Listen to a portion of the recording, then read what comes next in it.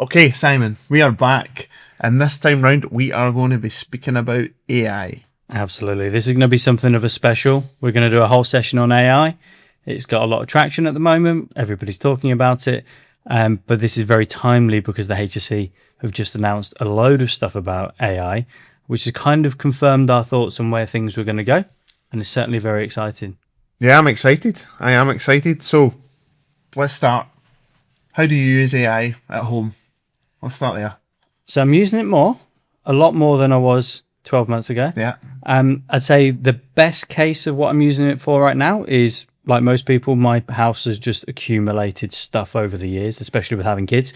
I'm trying to get rid of it. So I'm selling a lot of stuff on eBay. And what I found was eBay was time consuming for things like getting titles in, descriptions without it just sounding naff. So I've created a project where all I have to do is put a few photos in of the thing, and the AI tool will go away and research it for me, tell me what it is, tell me some cool facts about it, tell me what will help make it sell, but then it will give me a title and a description that are solid, and I just have to lift it out, put it into the listing, and it takes minutes now. So I can get stuff on far quicker and get on with the rest of my life, which is a big help. What about you? I mean, AI is my new best friend. It's who I talk to all the time nowadays. So if I have anything that I want to ask, then I'll speak to AI rather than speaking to maybe my wife. So I use it for creating my shopping list each week. So I've created a project, and before I go shopping, I go into my fridge, I take a picture, I go into the cupboards, take a picture, and based on the meals that we want to cook, it tells me what we're missing and what to buy. Nice. So, which is really impressed by my own skill with AI, So, yeah. But obviously today we'll look at and get into from a health and safety aspect. So AI in health and safety at the moment, there isn't any particular rule book or anything like that. No. We know the HSE have just released some really interesting information on their website in June. Yes. But what's clear is it's still novel. It's novel technology. We're still learning the ropes with it. We're learning how it interacts with safety. And the HSE have said in there they are working on guidance, which is great because I think that will give us some real good clarity. But we are definitely still in the early days of considering AI in health and safety. We are definitely in the early days. However, the interesting fact is that it is ultimately live, and the responsibility right now is on employers to make sure that they are managing the use of AI within their businesses. So that's a scary thought. Yeah. That there's not any necessarily guidance and stuff that's been released, but you're responsible if AI has been used in your business right now. And what we're definitely seeing as well is even if the employer isn't actively using it, maybe it's not something they're using by way of policy. Yep. People within the business almost certainly are. Yeah. As we've talked about today, we're using it in our daily lives, but we know lots of people are using it for their day-to-day tasks whilst at work. So it's definitely out there, as you say. It's novel, but it's everywhere. And it's something people definitely have to consider right now. I think so, and as you've stated there, is obviously that they're potentially looking at providing some sort of guidance on it. But interesting part of it that AI will fall under the Health and Safety at Work Act, which was obviously created in 1974. Yeah, it's still going to be used for something that was never in place, but it's because obviously that act is a goal act, so it sets out what the goal is and what you need to achieve. So that fits in really well with AI, because if you were maybe trying to create specific regulations, and we know how AI is moving, that to get that passed through in the time that comes into place is probably bypassed by AI and how it's used. So I just think it's very interesting that the Health and Safety at Work Act is what's going to cover AI, and ultimately it puts that responsibility on employers just now to make sure that their employees and anyone who may be affected by their work is ultimately safe. Okay, Simon, so we've obviously spoken a lot so far about AI, but I suppose a good question to answer is, what is AI? Do you know what? It is a good question because a lot of people think they understand it, but do we truly? AI, in the traditional sense, the way we know it most often, is in the form of things like large language models. So there are many different providers of language models that are used routinely now. Yeah. As you mentioned earlier, you're using them to ask questions. I think that asking questions is how it is used most often. So they've got a large language model in the background, which is based off of huge amounts of data across the internet. And the AI is able to scrape that and produce a rationalized answer for you to whatever you posed as a question, but very intelligently. It's not true artificial intelligence. It doesn't understand what it is in itself. It's not aware, but it's almost like a web search, but super enhanced. Yeah, well, I think that now is like most people will use that like their web search, like they'll use an Yeah, AI tool rather than necessarily going and using like Google or something like that. absolutely. And I think that's where a lot of people are seeing benefits in health and safety. So we see it a lot in sort of two key areas. One is asking for general advice. So situations happen, someone might go to one of these chat providers to ask questions about it, and basically use that as a reference point, use that as the source of information. And that's great because you can get answers quick. It can scrape the internet for lots of information, but it does come with risk because often if you're using it raw out of the box, those parameters aren't set. So you could be getting information back that is from a blog, that is taken from a web article from the United States. And we've seen this. Yeah. We've seen stuff quoted in risk assessments that is actually American legislation. Yeah. We've seen it hallucinate. I've seen it where people have referenced legislation that's pure and simply made up. It doesn't exist. And so it's really good for getting a good starting point and getting fast information. Yeah. But it comes with risk. And this is where I think the future, we are going to have a focus on critical thinking skills to scrutinize that information. And people should be with their chatbots at the moment. They should be challenging the information that comes back. I think the other area we see it a lot at the moment is people using it to produce documents. So trying to produce risk assessments, produce policies, produce training materials. Again, it's fantastic at putting stuff together quickly, but it comes down to what you put in. Good in gives you good out, but you need to scrutinize it because, again, it could be pulling in information from sources and it's probabilistic as well. So it tries to infer what you're wanting out of it and give you a solid representation back, and it might be filling in blanks. So if you ask it for a risk assessment, it's going to make a lot of assumptions about what you do, and it might not be correct. It will look good. It could look fantastic, but does it truly reflect what's going on site? And that's where people like the HSE are going to be really scrutinizing it. They're going to be pulling those apart to say, this looks great, but is it actually relevant to you, or is it leaving you with massive holes that you don't see? So I think that's where we see it most often, but there are other uses of AI. Yeah, I mean we're seeing loads of different types of uses of AI and relating to health and safety.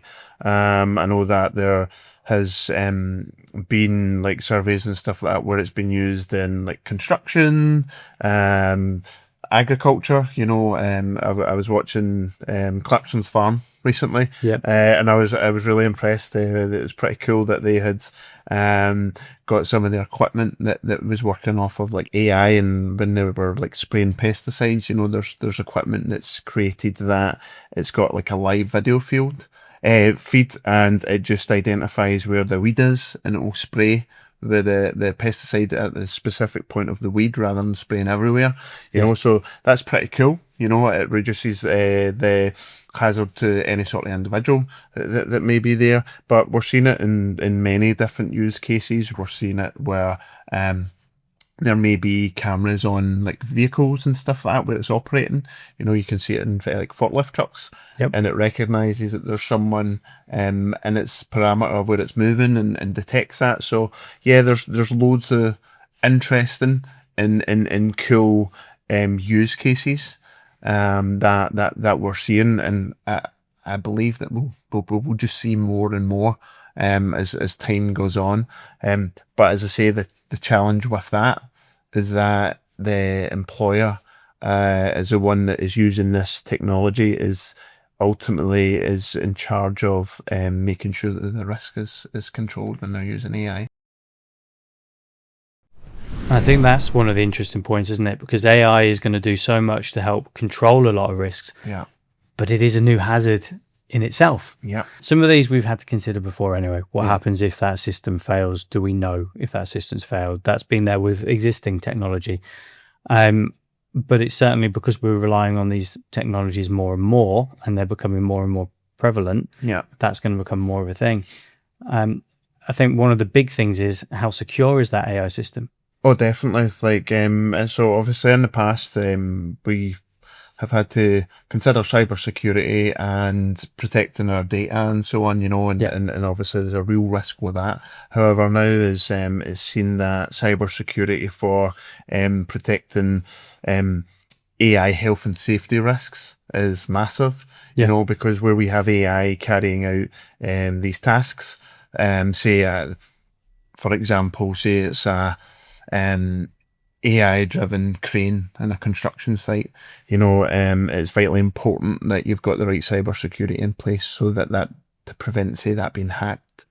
Because ultimately, say, someone could do damage if they hacked into that and cause real damage and putting people at risk, you know, but you also need to then consider like if it fails and stuff like that as well. It's like what risk that can Yeah. put people. So cybersecurity is a huge risk and something that all businesses would need to consider when using AI. Definitely. And we've got other new hazards that this is providing as well, haven't we? Yeah. The HSE have given us some insight into some of those. We've talked about the risks of with large language models producing documents that they might not reflect the site. That's a very clear one. Yep. It might produce safe systems of work that actually, again, aren't specific to the task that's being done and could therefore actually be unsafe.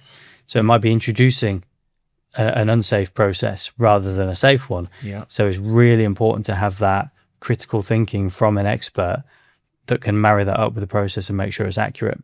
Oh, definitely, definitely, and the human factor is a huge thing. That is a real risk, you know, because ultimately, what we could end up doing is that you are deskilling people, you know, so they're no longer doing the task at hand. So actually, they can start to lose that knowledge, and they become over reliant on the AI, you know. So that again opens up some huge risks that you need to consider. So people are using AI in their business now. Yes. We're using it within the health and safety context, and we know it's introducing new hazards. Yeah. What control measures do businesses need to put in place? Well, I think that they will definitely need to have some sort of quality assurance in place. So we like to obviously say of like having a human in the loop.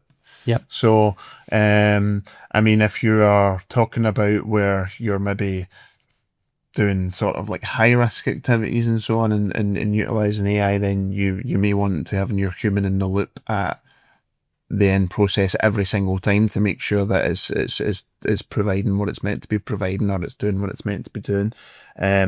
But even at that, if you're just using AI that fits into health and safety throughout the business, is that there needs to be those quality checks. How are you making sure that it's doing what it's meant to be doing? Do you have any sort of fail safes in place? You know, if you're using AI in any sort of automation, you know, or using robotics or anything like that, like what fail safes and so on do you have in place? If you are taking obviously away from your employees of carrying out that task, how are you going to make sure that if the employee needs to take control or be involved in that task again, that they are competent and that they're not losing that competence? So it's like, well, maybe you want to be doing what you used to do 1 hour a day and getting that person to do it. Do you know, it's just those are the sort of things that you would need to look at and consider and see ultimately what works best for you.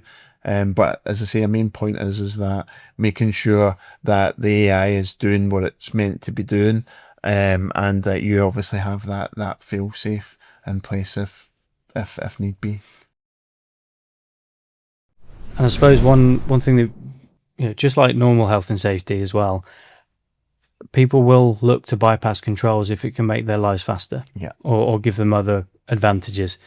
We've seen this in parts of the world with driverless cars, Yes. where control measures have been bypassed by some innovative means, and it's almost created its own little cottage industry to provide those bypasses so that people can use driverless cars with the fail-safes bypassed. Yeah. Now that might be great for the driver in terms of their daily life. They think that they're getting a better day. Things are faster, things are easier, they can do other tasks.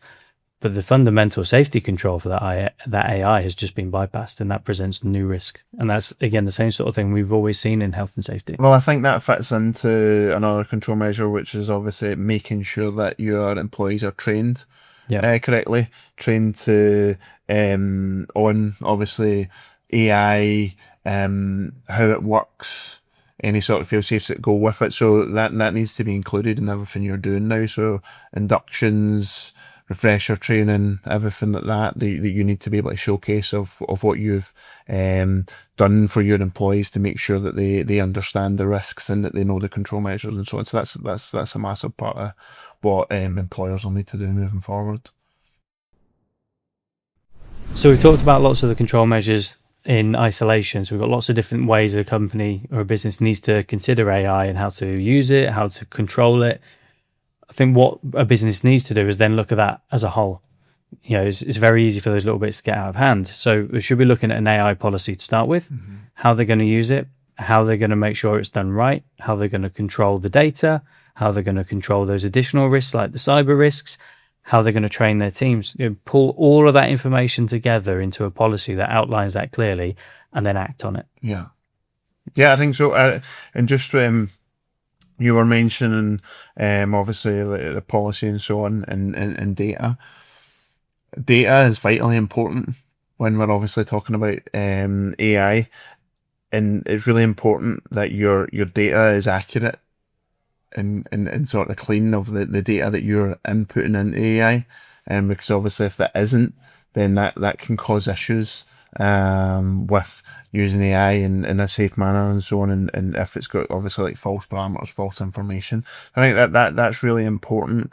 And as well as that, it's just understanding that, like we touched on at the very beginning, is everyone is using AI.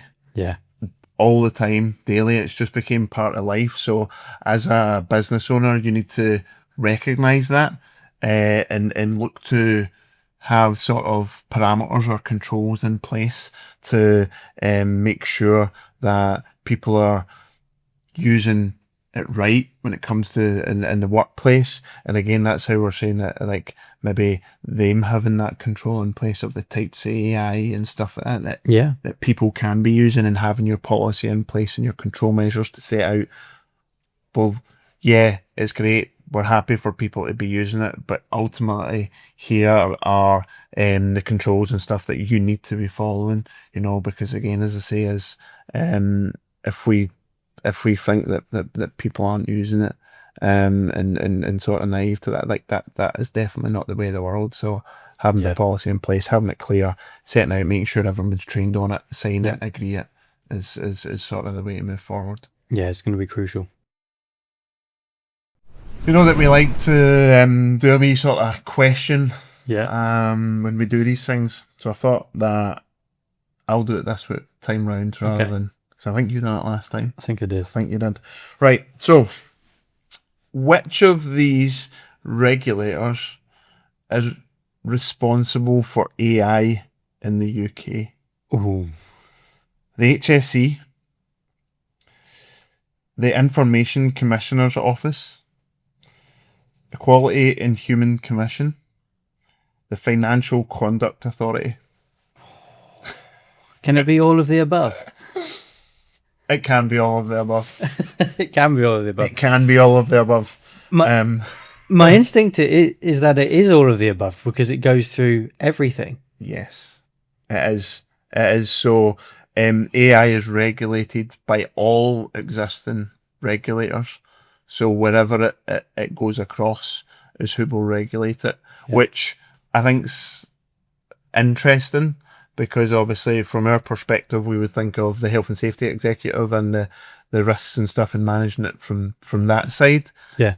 But as well as that, you need to consider everything else, data protection, financial side of things. So yeah. You were nasty there. Yes, I was indeed. I'll get you back in the next week. We'd like to do a section on past, present and future, Simon. So looking at AI, where were we 10 years ago, 15 years ago? So 10 years ago, I think it was mainly hypothetical. It was out there, don't get me wrong, but it wasn't mainstream, it wasn't in our lives. You know, the most notable thing is film. Yes. You know, we have Terminator, the obvious one, and we have iRobot. Fantastic film. And very forward thinking. I think they're highlighting some of the risks we are trying to control right now. Yeah. Definitely. Yeah. What do you think about present? I mean, in the last few years, it has massively ramped up. As I say, is definitely the buzzword, and now we're seeing that it's being heavily implemented across everywhere. You know, all workplaces. So I think that we're kind of just a little bit in its infancy just now, with the work and stuff that the HSE is doing. They're trialing out a lot of things. So I think that over the next couple of years, we will see it massively progress forward. And then, as I say, like future 10, 15 years, how do you see it? I think it has incredible potential that I don't think we can quite conceive of yet. Yes. The best picture is things like everything is connected, everything is smart in a new way. Yeah. So, you know, you take around an AI assistant with you all the time, which might be, you know, through your watch, it might be through imagine some little neurological implant. Well, that's what they're looking at doing. They're trying I actually think that they're doing like human testing on it. Are they? I'm sure they are. Right. Well, in that case, it's maybe not all that far in the future. Yeah. But yeah, that's the thing. Enhancing our lives, having this thing around with us all the time that gives us information rapidly and just allows us to do a lot more stuff and have more time for ourselves. The worst case scenario, we've already mentioned, film Terminator. You know, that's what everyone goes to as this could be the end of humanity. I know governments around the world are looking at how they regulate, how they control it. It's a challenge because this thing is evolving so rapidly, and you know, regulation is slow to respond. So, you know, there is a risk of that. I think, you know, most of the people that were at the forefront of creating AI have always said that is the biggest risk. But as long as that can be controlled, the potential improvements to humanity are huge. Yeah. So no Terminator. No Terminator. We've talked an awful lot about things today around AI, but what are the 3 takeaways for any listener today? What I would say is that go and take a look around, obviously, your workplace, identify where you are using AI. That's the first step. And then look to do AI risk assessment. You know, you want to be highlighting all the areas where you're using AI, look at obviously the risks that come with that, and then obviously highlighting your controls of how you're going to mitigate that. You know, and number 3 would be that you train all your staff, you know, and AI, how to use AI, what to look out for and so on, and putting that human in the loop piece. So where you are using AI, you need to have that human in the loop to make sure that it's doing what it's meant to be doing, and that if anything goes wrong, that you have sort of that fail safe to prevent it from causing any harm to any individuals. Thanks for joining us on Not Another Safety Talk. So today we've gone through a lot on AI, how it's coming to the fore, how it's now being approached by regulators, by the HSE, what benefits it offers us and what risks it offers us. So I hope you've learned something today and you've taken away the tips to go and see how AI is used in your business and how you can move forward with it safely.